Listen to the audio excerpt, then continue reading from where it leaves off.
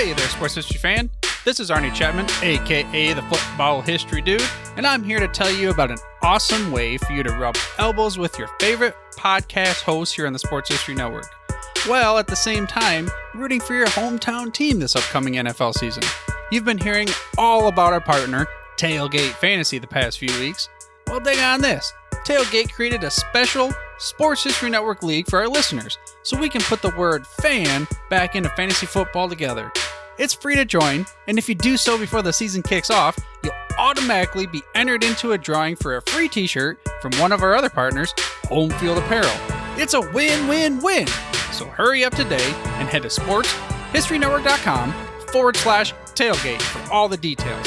Again, that's sportshistorynetwork.com/tailgate. Blog Talk Radio.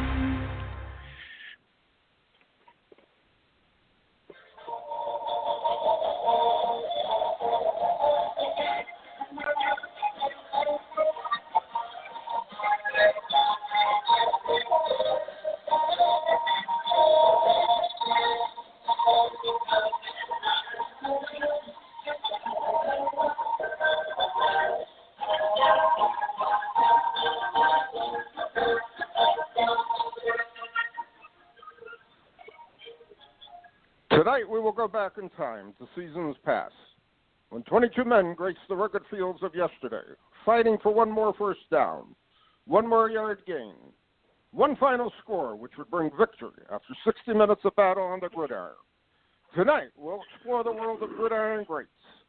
Welcome to Gridiron Greats Football History and its Memorabilia on the Gridiron Greats Publishing and Broadcasting Network, in conjunction with Swick Enterprises.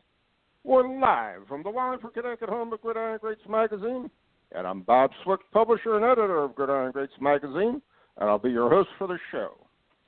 Gridiron Greats is the only publication in America which focuses on the history and memorabilia of the North American football game since its inception in 1869.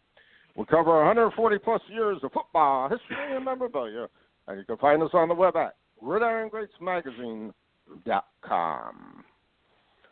We're sponsored in part by MSB Sports Cards for one of the largest selections of football memorabilia and cards on the web. Check out their website at msbsportscards.com. And we're also sponsored in part by BST Auctions. Check out their information on their upcoming auction at bstauctions.com and make sure you register and become a bidder at bstauctions.com. It is at this time I'd like to introduce my co-host. He is a senior contributing writer to Gridiron Greats magazine, a football memorabilia historian specializing in pre-World War II items, in particular Red Grange, and also Seattle Seahawk items, in particular Steve Lord. He hails from Portland, Oregon. Mr. Joe Squires. Joe, welcome to the show. Good afternoon, Captain. Good to be here, sir. And it is a very, very sunny, crisp day here in Connecticut. Got over a little freezing rain ice storm yesterday, and we're back in business. And the winter continues, to say the least. What's the opposite? What's the opposite of sunny in Connecticut? Raining in Portland, Oregon. I appreciate the warm weather as the years pass. That's all I can say. Yeah, I'm missing Australia right about now. I'm missing Australia again, that's for sure. Wow. 2 months ago, I was in my bathing suit, scuba diving in the Coral Sea. So, now I'm shivering. Oh well, hey, these things happen. It'll be summer. The Nationals just around the corner, Captain. It'll be August soon. That's true. Very true. So, Joe, what would you like to talk about?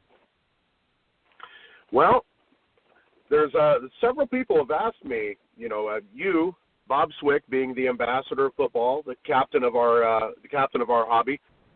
A couple people have asked me what it's like to be so close to the sun, to be so close to to Bob Swick.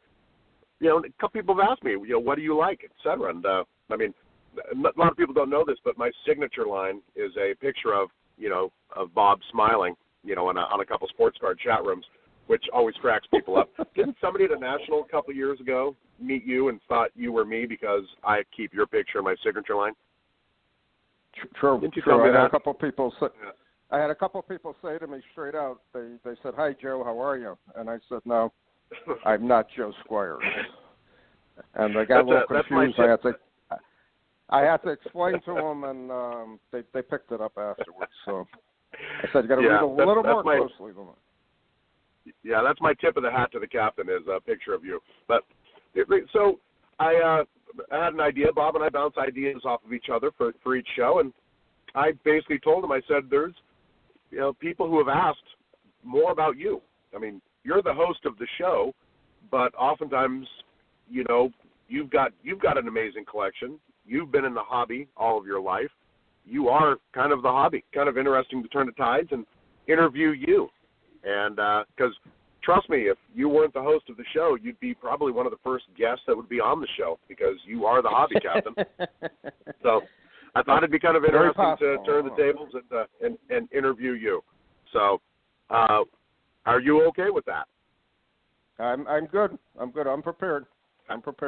I hope I you haven't are. been interviewed about my collection in quite a few years, so this should be interesting. Okay. A lot of these I kind of know the answers to because I've known you for so long, but I figure maybe our listeners don't. So, without further ado, we're going to interview the captain of our hobby, the ambassador of football, Mr. Bob Swick. Mr. Swick, welcome to the show. Thank you for coming on. Thank you. You're welcome. So, I'm curious how. What was your first inclination? How did you get into the hobby? What was your first rub with football and collecting football memorabilia? Well, it happened many years ago. 1965. I was 7 years old, and I was in I lived in a very small rural town, and we used to go to the town next to it, which was a little bigger. I grew up in North Branford, Connecticut. And in Branford, Connecticut, they had a couple little drugstores back then, true drugstores, where they had boxes of football cards available for sale. And at that time, packs were a nickel. So I had a dime in my hand, and I bought one pack of the big cards and one pack of the small cards, meaning that I bought one pack of the 1965 Topps American Football League cards and one pack of the 1965 Philadelphia cards. And proceeded on the way home. I started to chew the gum, and I started studying the pictures of the players, and I noticed immediately that the bigger cards were much more attractive to me because they were more colorful, which were the 65 AFL Tall Boys. And every time I went to Branford there, I would bug my father and my mother for a nickel or a dime, and I would continue to buy a packs at a time. I had no conceptualization of sets. I had no idea what a checklist was or anything like that, but I kind of associated the card with the player, and watching football on Sunday afternoon, which I normally did, I started to associate the players more with the cards, so on and so forth. I was a very voracious reader when I was young. I used to read the paper daily. I pored over the sports pages nonstop, and that's basically my first introduction to football cards. There's another aside to this. If I fast forward to 1967, I bought my first football Sports Illustrated magazine, and I just pored over. I must have read that copy over and over again. I bought a sports magazine, and I find the World of Street and Smiths back in 1967. I bought the professional one, not realizing there was a college one. And again, this was big money for me. I mean, I was putting out 30, 40 cents at a time, which could have gotten me more football cards. But I liked the magazine, and I wanted to read the information too. So that was part of it. So I'm curious, why football and not baseball as a young man? I think two reasons. I did follow basically all four sports, team sports: football, baseball, basketball, and hockey. I enjoyed baseball, listening to it on the radio. I played it when I was a kid. Football, I was just totally mesmerized by it because that took up Sundays. And I was very content just watching the game on TV, the old black and white TV. I was pretty much left alone, and I would watch, amazingly, one game at 4 o'clock and one game at 1 o'clock and one game at 4 o'clock. So I had 2 games, and on Saturdays, inevitably, there would be 1 or 2 college games on, and I would try to watch those as I could. But I always thought football was neat because of the scoring system. 6 points for a touchdown, 1 point afterwards, 3 points for a field goal, so on and so forth. So I thought the addition to the scoring was interesting. And it was an action sport, too, so I enjoyed that. There was a lot of action to it. So, totally. But I did enjoy all 4 team sports for whatever reason, even though I did buy some baseball cards when I was younger. I had a stronger enjoyment for the football cards. Think about how cool that is. You ripped 65 tall boy wax packs. Do you know how expensive a 65 tall boy wax pack would be right now? Yeah, I can imagine. And I've always thought about that. At any milestone birthday, maybe I'll break down and spend the $5,000 to buy a pack.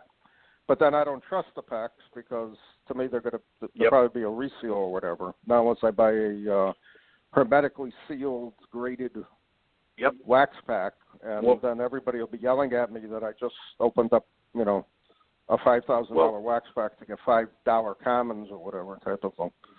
Well, here's what's fascinating. Like 5 years ago for your birthday, we were at a national, and I gave you a GAI sealed 65 Philly wax pack, and we opened it while we were at dinner. Yep. Yeah, we opened it while you were at dinner, I had a stroke when you gave it to me, and then sadly it was a rewrap because we both agreed that the cards were a little nasty in there one way or the other. But it was fun. It brought back nice memories for me. I think you said the poster inside was in the wrong position or something like that, and I thought that was so fascinating. Here was a professional, GAI for what it's worth, but here's a sealed wax pack. I hand it to you. You open it, you're like, this has been resealed. I can tell because of, and I thought it was like the poster or the gum was in the wrong spot.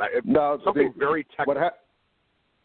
What happened was the insert in that 65 pack, which I want to say was it was like a letter rub off or a team rub off, was not there, and the gum was actually, there's no way the gum could have been in the position it was in because it had that's right. gum stain to that card. So those are the things. And plus we both said that the cards were pretty much off at the same time. But it was fun to say the least. I still have, believe it or not, that wrapper and those 5 cards in my little display area. So it's pretty cool. That's pretty cool. Well, that's awesome. I love it. Yeah, same. When I was 7, I started opening. So 81 and 84 wax packs. Sometimes I look back at that and go, man, I'm buying these for $0.25. And now so a box was worth $5. Now a box is worth $1,000. So I know. Someone out there has put a tracker together of the stock market versus unopened football wax. So, but yeah, tall boys. Yeah, so going back to those. Yep. So going back to those wax packs you opened, I mean, what was the most memorable card that you pulled from those wax packs? I mean, there's some pretty high-end cards in both those sets. Well, in the 60, and this is what happened in the 65 tall boy set. I pulled the Namath, and I just thought that was pretty exciting because I was watching him play for the Jets because I was one of the 2 teams I got to watch every Sunday, the Jets and the Giants. And in my Philly pack in 65, I pulled a Bart Starr. And again, not realizing, these were, quasi, very valuable cards at the time. I played with them. I read them. I studied them nonstop. Fortunately, I didn't write on them or anything like that. But make a long story short, those were the 2 key cards, and that 65 Namath card is still in my 65 set. So that was my next question. I love it.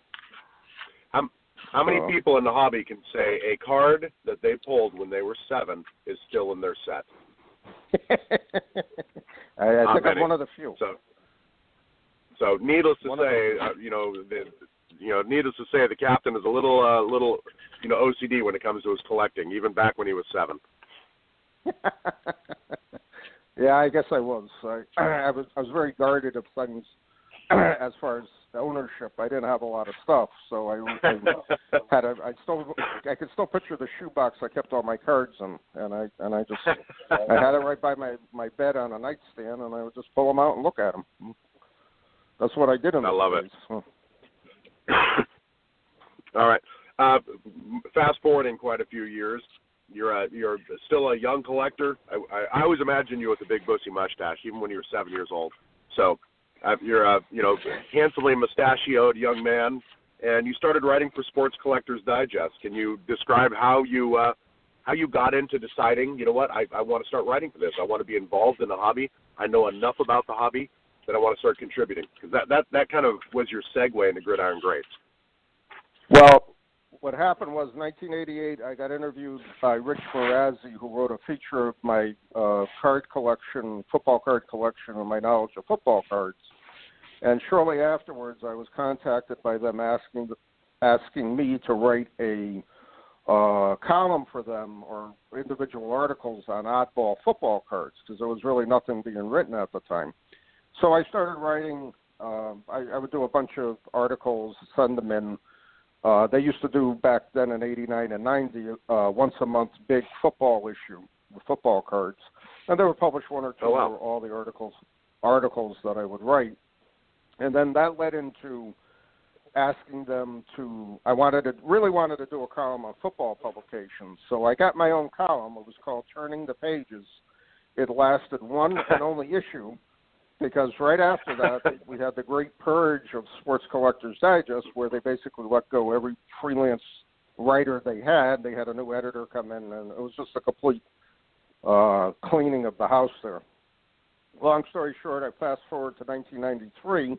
I started to self-publish my own, newsletter called Bob Swick's Football Times, and that basically dealt with football cards, memorabilia. It's a real small Xerox issue that I used to come out with quarterly.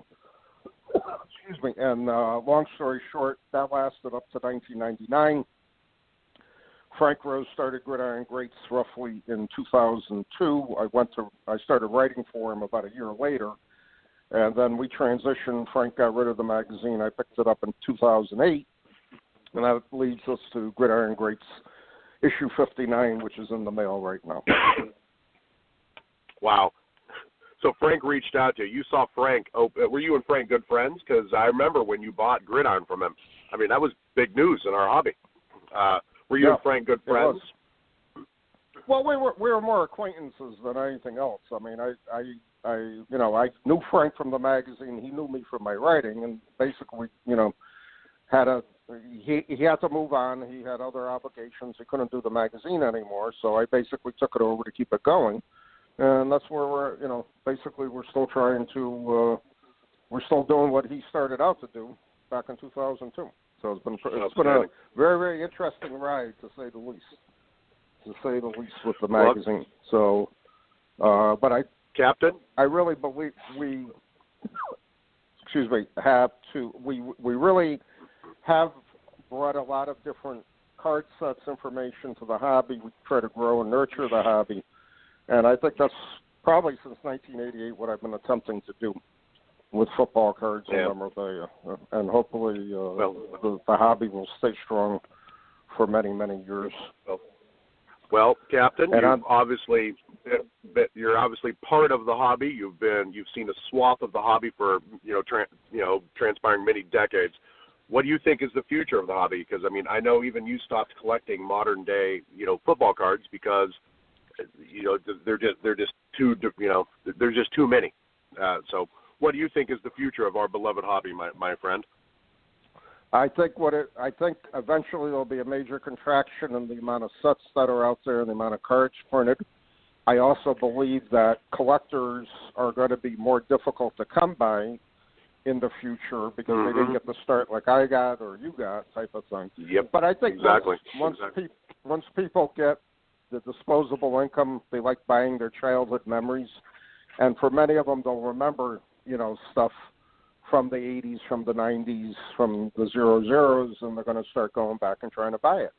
And that, to me, is the hope for the hobby, that there are enough of those type of people going in and to keep the hobby going based on that. I think that's very important. So something I talked about, nothing different in my opinion of what I've said over the years. And, in fact, my column this issue in Gridiron Greats, issue 59, discusses it yet again. So I just hope, Cleveland will be a good show to see how many younger kids will be there with their parents, so on and so forth. And if they just run and grab the free cards, or they actually poke around and, and look at other things. And again, any kid that came to my table, especially in Atlantic City, he got a big handful of cards of his favorite team. And I'm not talking about just all, 1991 Pro Set. I threw in, some 60s and 70s cards there, just to get them in place to try to look at something, and hopefully they'll catch the bug from it. That's important. That's really important. You're absolutely right. Well, I, for one, will be attending the National in Cleveland this year, and as well, I'm bringing my 9-year-old son, Xander. So I'm bringing my boy along. The future of the hobby is coming with me to Cleveland, sir. Well, he better hit my table, and he'll have his own package ready for him. And that'll be compliments of Gridiron Greats. Joe, thank you for the interview. I have to move on with our show because we have a special guest. I do appreciate being interviewed. It's been a long time. It still brings back a lot of good memories for me of when the hobby was very, very young. And again, one quick story. My honor. My honor, Bob. My honor. Quick story that I always say. Back in the 80s, I used to walk around to the tables and ask for football cards, and I would have to keep a lookout so nobody saw me, and the cheese box would come out from the back of the table, and the guy would say, "Give me $5 and get out of here." So I'd pull out my $5 bill, give it to him, and I never knew what I was going to get out of those cheese boxes. There were some incredible finds over the years, to say the least. I'm just looking for being at a tag sale here locally and picking up the Dunlop card for like $5 or $10 from the Mayo set. So I'm still waiting for that experience. Hopefully it'll happen soon. All right.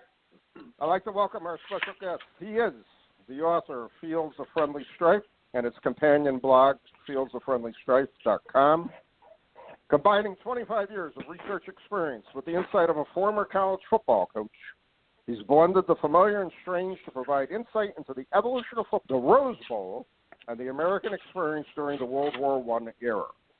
Deeply researched, the book Fields of Friendly Strife is a fun and informative read for fans of military and football history. I know I can say this as a fact. It's probably one of the most fascinating combination football and military history books I've read in years. He hails from Southeast Michigan. I'd like to welcome to our show today Mr. Timothy P. Brown. Tim, welcome to the show. Hey, Bob. Thank you. Looking forward to chatting with you for a bit here.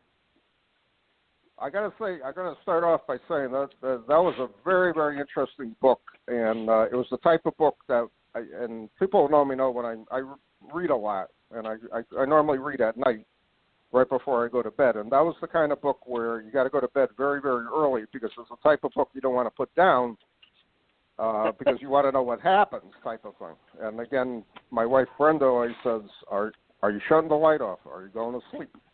Why don't you get up and finish reading if you got to read it? Shut the light. So I had to do it in 2 nights instead of my normal 1 night, but it was a great read.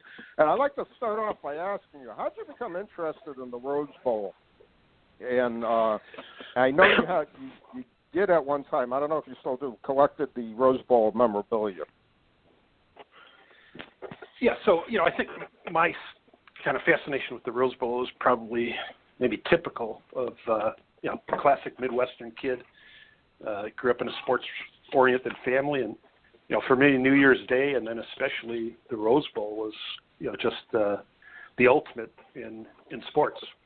Maybe the Olympics back then was, would have run with the Rose Bowl. But, I just always kind of just loved the Rose Bowl. And so you just mentioned people as they get a little bit older, they start looking back and collecting things from their early days. And so about 20 years ago, I started collecting just kind of random football tickets, college football tickets.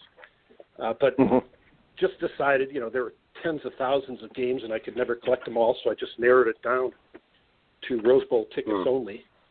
And I really stuck with that for about 15 years. I've since expanded to buy some other things like the ribbons that people wore to have sideline access, or that the officials wore.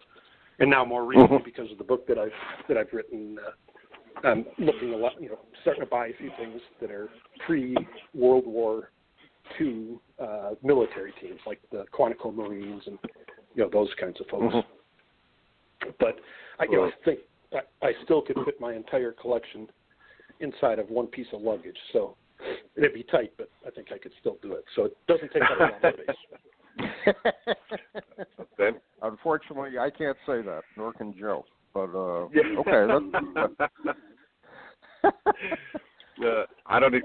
Tim, I don't even think I could fit my Steve Largent collection in one suitcase. So.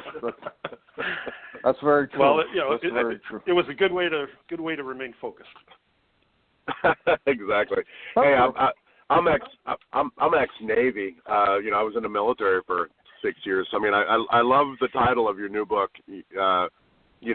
Friends of the Friendly Strife, the Doughboys and Sailors of World War II Rose Bowls. So something a little near to my heart. How'd you come up with the idea? How'd you come up with that focus for just that era for your book? Yeah, so this might take a minute or two to explain, but hopefully it'll provide some context. So I said I'd been collecting Rose Bowl material, and I'd been reading articles and a handful of books about it, and I thought I knew a fair amount about it. And so for a long time I was aware that the military teams or service teams had played in the 1918 and 19 Rose Bowls, but I had never really looked into the topic in terms of why that happened. And then about a year ago, a year and a half ago, I bought a program for a playoff game to get into the 1919 Rose Bowl. And I'd never heard of that playoff series before. But as I kind of started looking into it, and I initially started researching it just because I thought if I could find out which teams were in the playoffs, I'd be able to spot items and basically buy them on the cheap because nobody else would know what it was. People wouldn't even know what they were selling. And in doing that, one of the first articles I came across was an article written by John Beckett, and he was the captain of the Mare Island Marines in the 1918 game. And he wrote an article on the 50th anniversary of that game, and in the article he mentioned that nearly half the guys who played in that game subsequently were killed in action in World War I and World War II. And it was one of those stories that I was kind of, I just thought it was an incredible statistic. And so I just wanted to kind of figure out, how did that occur and why did it occur? But as I tried to find out more about it, I just found that there wasn't anything written about it. And so I started, just started researching it. And in order to figure out how it happened, I had to figure out who all the guys were that were on those rosters and what happened to them, through at least World War II. And so, neither the Rose Bowl nor the military museums around the country had information on those rosters. So then I had to kind of put it together by scratch, track down all these guys. And in the course of it, I identified 178 guys who were on the roster at some point in the season. And I was able to, find out what happened to 168 of them. So there's 10 guys I still haven't figured out. Wow. Hit a pretty high percentage of them. I ended up. And what were the results of the 178? Yeah. So what happened is there were 32 guys who played in the 1918 Rose Bowl, and part of the story here is that the story John Beckett told was basically a tall tale. So one of the guys who played in the 1918 Rose Bowl was actually killed in action. Now, there were two others who dressed for the game who were Beckett's teammates who were killed in marine aviation accidents early in the 20s. And then there were three other guys who were on the team rosters or predecessor team rosters during the 1917 season who were also killed in action. So it's kind of depending on how you count, one guy, four guys, and six guys who died in military service. Yeah. So basically the book kind of walks through the evolution of football to that point. The game was quite different. It had rules in place that we'd find quite odd, today. And then it kind of follows their seasons. The guys on the 18 Rose Bowl teams, it follows them as they go to battle in Europe. And then after the armistice, it kind of tracks, tracks the 1918 season and the 1919 Rose Bowl, and then basically tracks those guys and kind of summarizes what happened to them through the course of their lives. I hope that wasn't too I'd like to interject 2 points here. Number one, I think it is very true, and I don't remember where I actually read it, but I know it relates to you, is that there's not really, as much as there is not a lot written about World War I, and I think it's a very misunderstood war from a historical perspective. I honestly don't even know how it's taught in school anymore, even if it is taught anymore in, let's say, high school or whatever.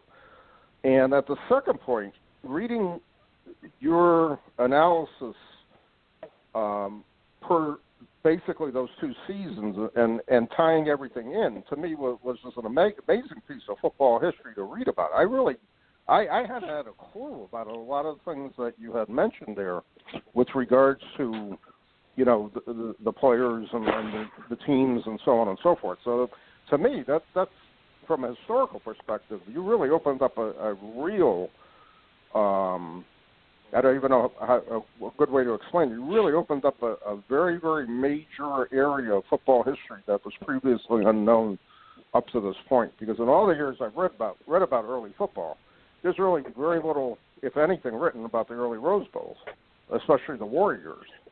So that's fascinating to me.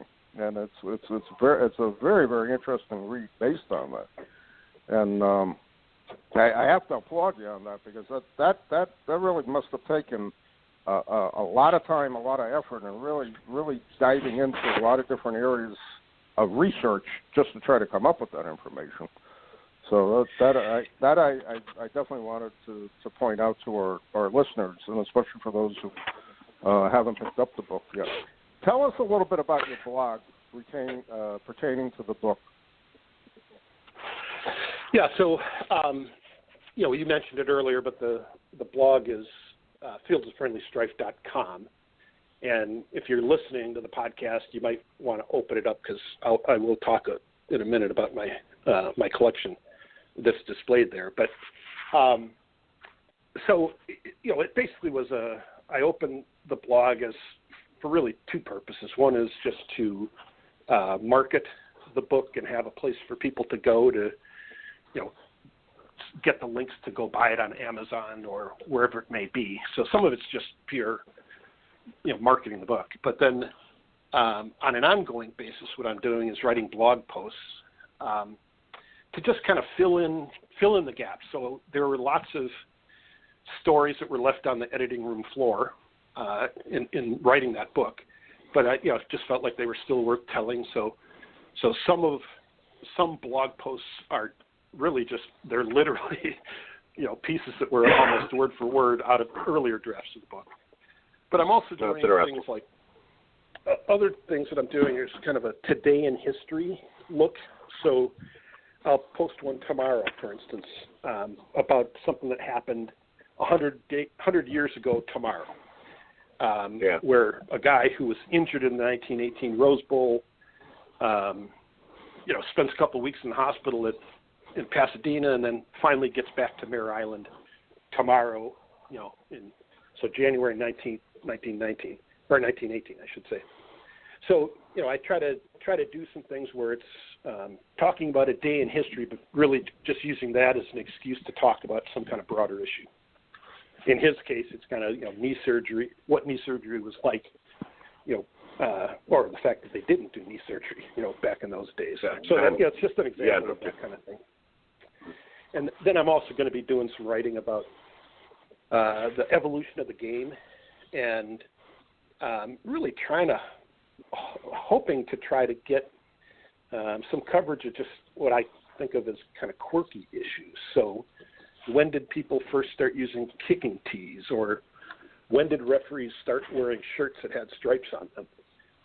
Just things that are part of the game today that we just take for granted, don't even think about. But almost anything like that in the game itself was started somewhere, sometime by somebody. So I'm just trying to uncover some of those stories and tell those tales. That's very cool. I like it. And then, from a collection standpoint, there's a drop-down menu on the site that, lets you get to the team rosters, and another part just displays my Rose Bowl ticket collection as well as my collection of kind of the worker ribbons that people wore. And so there's been 104 Rose Bowls played to date, but there are 105 sets of tickets, because in the 1942 game, there was a set of tickets printed for that game to be played in Pasadena, but because that was scheduled shortly after Pearl Harbor was bombed, they moved the game to Duke, in North Carolina, and the game was played there, so a second set of tickets was printed for the actual game. And so, I've been able to collect, I've got at least a stub or a full ticket for, 93 of the 105 that are out there, and like 79 of those are full tickets. So, again, I focus on that for the most part, and just over time, I'm just able to add one here and there and try to spend as little money as possible doing it.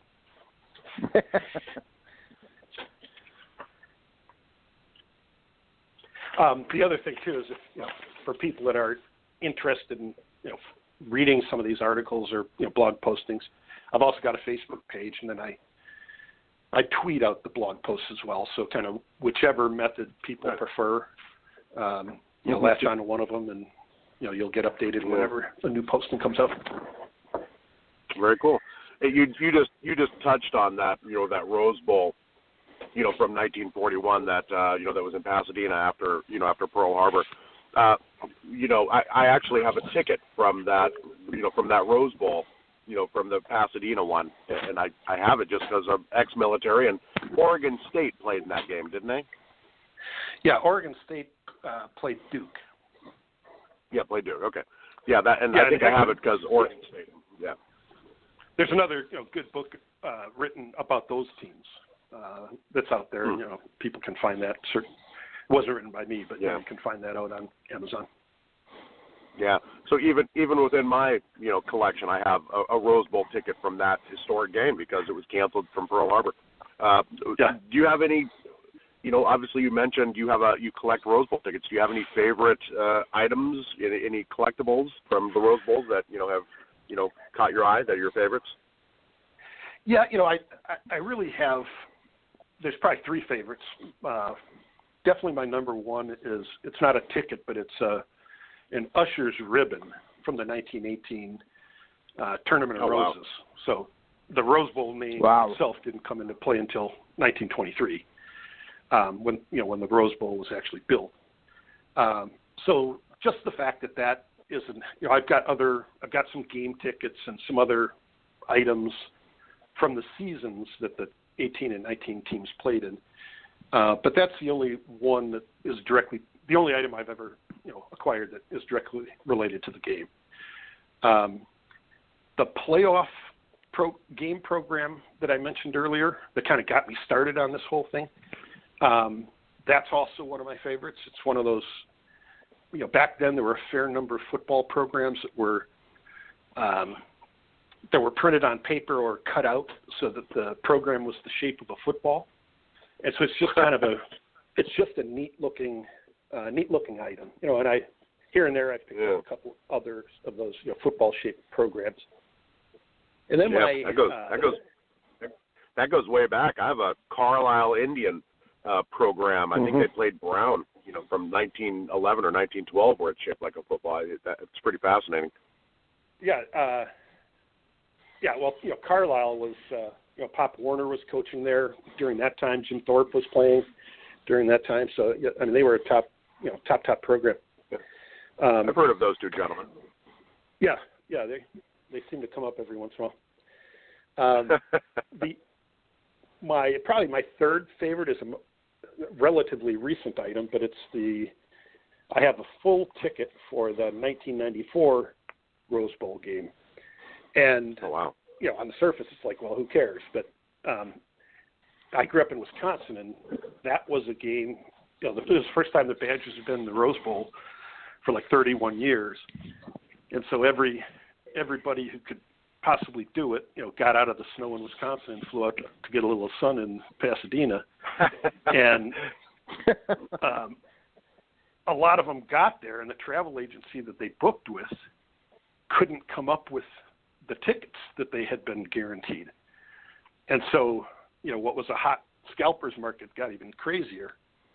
And so, I mean, it was just kind of, if you're from Wisconsin and you're a Badger fan, it was just kind of a legendary event where every possible ticket was purchased and used. So, but somehow at least one of them survived, and it's in my greedy little hands. So, I get a kick out of it, you know, both for that and, you know, because it was the Badgers playing in it. Absolutely. I think any item pre-World War II football, college or professional, is very rare. We've talked about this numerous times on the show. Yeah. We've written articles on it also. And I think, especially for any of the major bowls, especially like the Rose Bowl, or you can go to Army, Navy, Yale, Harvard, so on and so forth. Anything pre-World War II is exceptionally valuable and is, to me, very rare.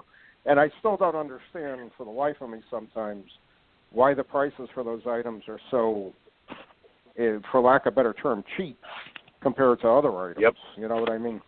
Couldn't agree more. I find it fascinating when, you know, we've had so many collectors on the show, and we've written about and their journey picking up these items, especially the early pieces of both college and professional football, are realistically very affordable. You know what I mean? And the history behind it is just incredible, and it's just amazing to me. And especially of those programs you mentioned about in the shape of a football, they were very popular late 1890s up to roughly basically World War I. And then again, we went back to the normal size programs, so on and so forth. But to me, those are exceptionally rare. I mean, how many actually survived? And to have it in they're very fragile. It's just incredible. Well, they're very fragile. Incredible.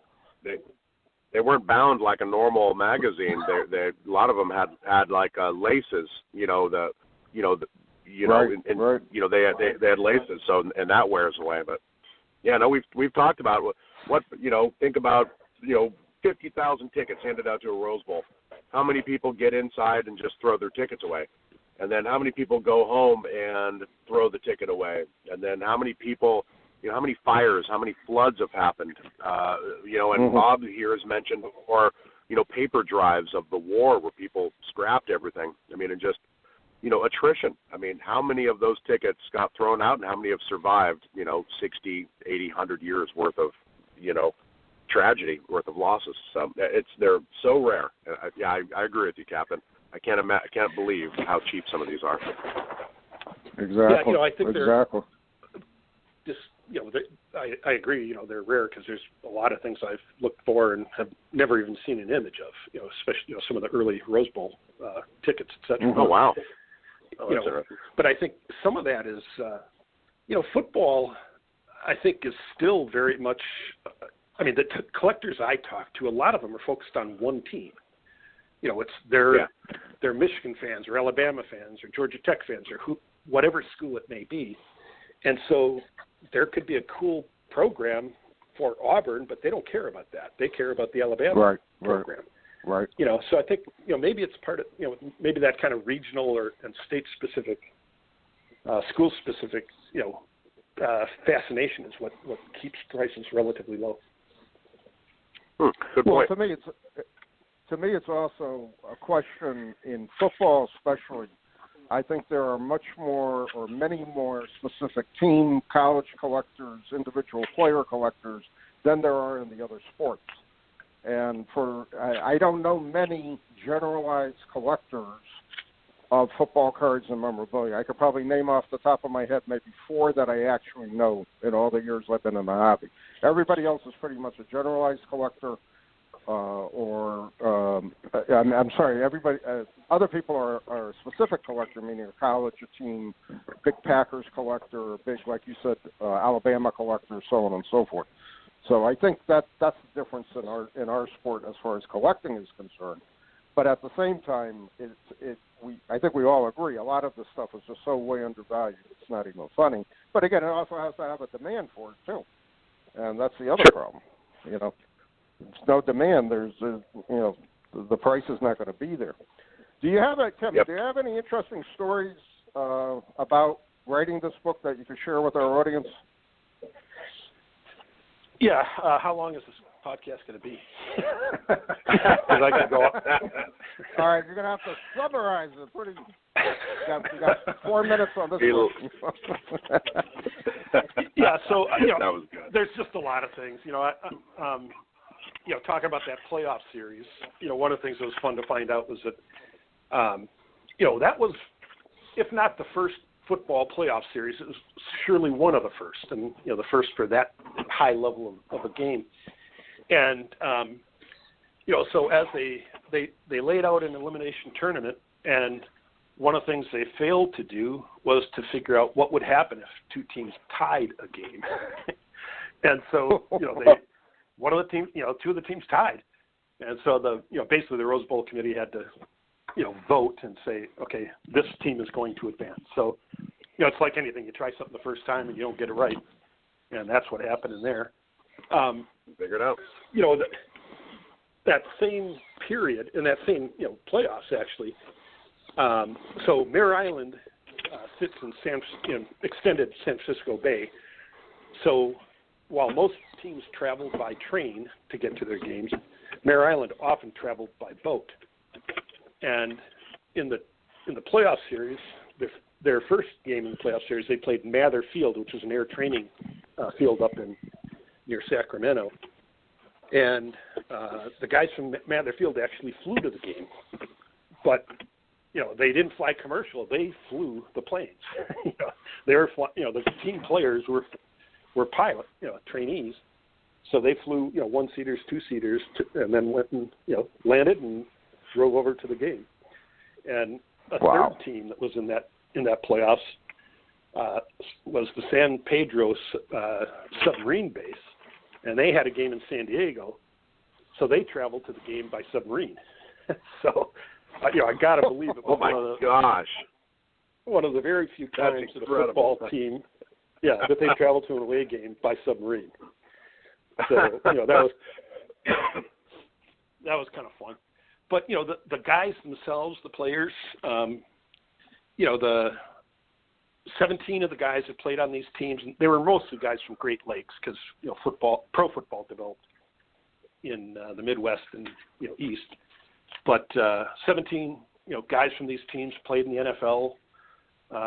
3 of them are NFL Hall of Famers. So George Halas, Patty Driscoll, Jimmy Conzelman, guys who probably a lot of people want their football cards. But those were guys who played on some of these teams. A couple of college football Hall of Famers, coaches. So Charlie Bauman, and then a guy named Dick Romney, who played for Camp Lewis. And if that name sounds familiar, he is Mitt Romney's second cousin twice removed. So same family. One of my favorite stories is about there were 5 guys who played on these teams who also played in the major leagues, and one of the guys named Dick Reichel, and so he only lasted I think 2 years in the majors, but at the start of the 23 season, he was with the Boston Red Sox, and they opened the season playing the Yankees in the brand new Yankee Stadium. And so in the third game of the season, he hits a home run, which turned out to be the second home run ever hit in Yankee Stadium. And the first one was hit by some guy named Babe Ruth in the first game of that series. So these guys end up they're connected to just all kinds of greats both in baseball and in football. Another guy that's kind of a favorite of mine is a guy named Lawson Sanderson. He played in the 1918 Rose Bowl with Mare Island, and so he became he's considered the father of dive bombing, from a military aerial technique. He basically was the innovator that kind of created that approach. I'm sure he'd like to be known as the father of some other things, but he's the father of dive bombing. He was the world's fastest human in 1923 because he set a speed record flying 259 miles an hour, in a plane. And but he ends up in World War II. He was the operations officer for the Marine Aviation at Henderson Field on Guadalcanal. And this is right after the Marines landed on Guadalcanal. So some of these 5 of the guys who played for Mare Island ended up being Marine generals, and they were guys who were at the guys in this book end up they fought at Belleau Wood, they fought in Flanders, they fought at Meuse-Argonne in World War I. In World War II, they're at Guadalcanal. 2 of them were at Pearl Harbor, Tarawa, Iwo Jima, and then one even lasted until Korea. So, these guys saw a lot, in their careers. And then one last little note is just that Beckett, the guy who I spoke about earlier, when he was in France, he was there with the 13th Marines, as well as a couple other guys from the teams. And I discovered that in the process of researching the book, and it turns out that was the same unit that my grandfather was in. So at some point in all of this, he likely ran into those guys. Yeah. No. Well, that's interesting. Well, Tim, I got to ask if obviously you're a prolific writer. I've got any book ideas that are rumbling through your mind that you're working on for the future? And if you don't have any ideas, can I suggest one? Steve Largent, Hero of the AFC West.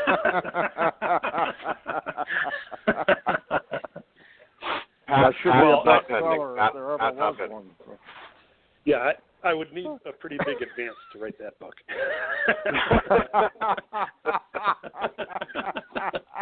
but I'm willing. It'd be a top seller in Portland, Oregon. Yeah, well, the funny thing is, and Bob, thanks for your comments earlier about the book, and so I haven't had problems with people who pick it up and read it. The problem is getting people to actually pick it up. So, anytime you write a book like this, it's a challenge, getting it out there and getting publicity. So, I appreciate, being on the podcast. But, if I do another one, I'll already kind of doing some work on it. And I mentioned the blog postings about kind of the quirky developments in terms of rule changes and, when certain, things became part of the game of football. And so I think those are kind of fun stories. And so if I do a second one at this point, it'll be a book about those kinds of issues. My minor in college was American history, and one of my favorite books is just called, the Founding Fathers. And it's got 10 little short stories, 15 pages each, and it just takes a little tiny bite of history, assumption of debt versus the Capitol in D.C. and, the dinner between Jefferson, Adams, and Alexander Hamilton. And just it takes these little these stories that are very pivotal to American history, and just sums them up in about 20 pages and puts a bow on it. I thought it's one of my favorite books. And as you were telling, as you were describing that, I'm like, that would make a really cool book. Just here's 10, 15 stories. Yeah. Well, Tim, why is it called the Gridiron? Kind of stuff. I can tell you that if you want to know. Oh no, you're talking to Bob and I. Of course, we know we're your wrong demographic. So, but no, I mean it'd just be those kind of topics would be fun. So, yeah. Tim, real quick, tell our audience one more time where they can pick up your book, and it's going to be reviewed in the next issue 60, the spring issue of Gridiron Greats. Yeah, so it's available on. Online you can get it at Amazon, Barnes & Noble, iBooks. Okay. All of those kinds of places. And then there's a link to those. Sorry, I was just going to say there's a link to those on my blog. Okay. So let's leave it like this. If you haven't read the book, I'd strongly urge our listeners to pick it up. Great book, great read. You like military history, it's a great book. You like football history, it's a great book also. Tim, thank you for being on the show today. I appreciate it. We'll be in touch. My pleasure. Thank you. Thanks, Tim. Joe? Friends of the Friendly Strife, the Doughboys and Sailors of World War II Rose Bowls. I like that title. That's really good.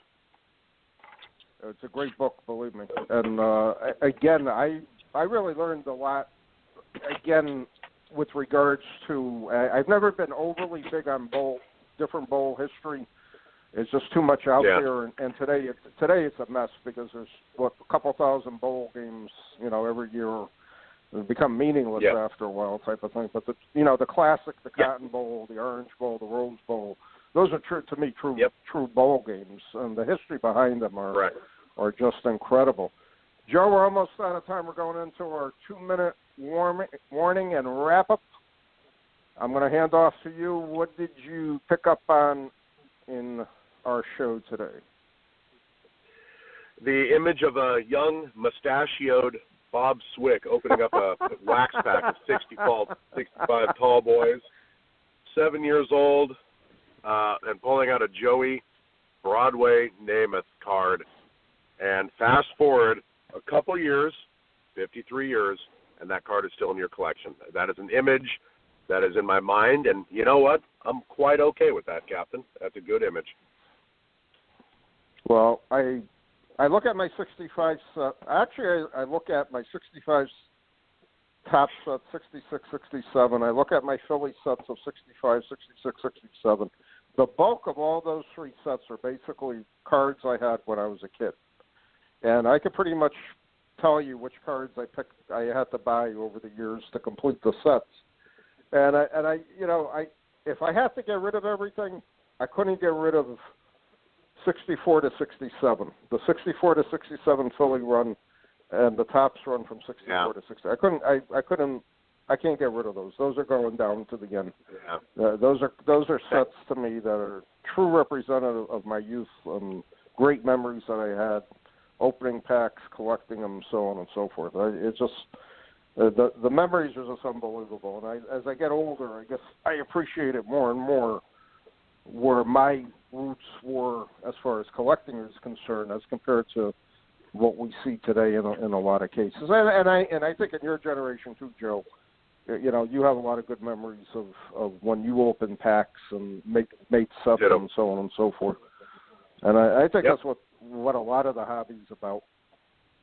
That really is. And it's not so much dollars and cents.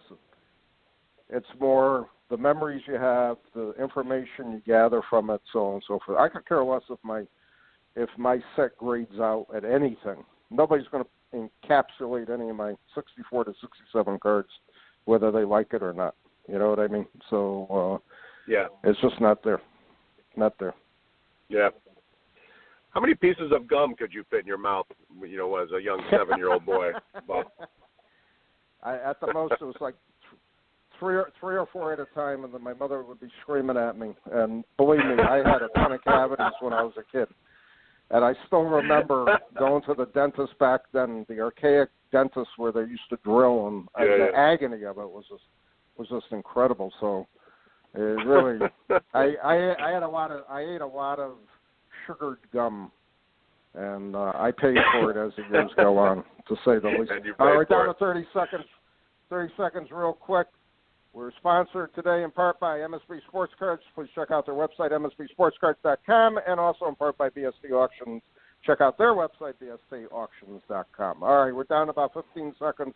We're going to be back on our second show within a week or so, but we'll keep you posted on that, working on a few guests for that.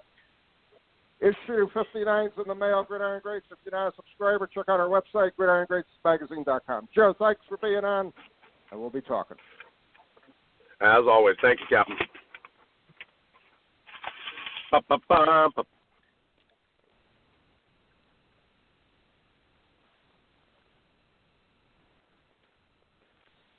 Hey there, sports history fan. This is Arnie Chapman, a.k.a. the Football History Dude, and I wanted to thank you for stopping by to listen to another episode here on the Sports History Network. Our podcasters are passionate about uncovering and sharing sports stories from yesteryear. And if you didn't know it already, we have over 30 shows across the network covering all sorts of sports history topics. In fact, here's a glimpse into one of our awesome podcasts here on the network. Each week, the official Football Learning Academy podcast will take you deep into the history of pro football through interviews with players, coaches, or administrators in the NFL, as well as interviews with Pro Football Hall of Fame selectors, authors, and historians. You'll learn how the game evolved and important moments that shaped the sport into what it is today. And don't miss the Pro Football History Nugget of the Week. Listen to the official Football Learning Academy podcast on the Sports History Network. How about that? I bet you're super hyped to go listen to that new podcast, right? Well, to learn about this show and all the other podcasts on the network, head over to sportshistorynetwork.com/podcast. Again, that's sportshistorynetwork.com/podcast. Head over there today to find your next favorite sports history podcast.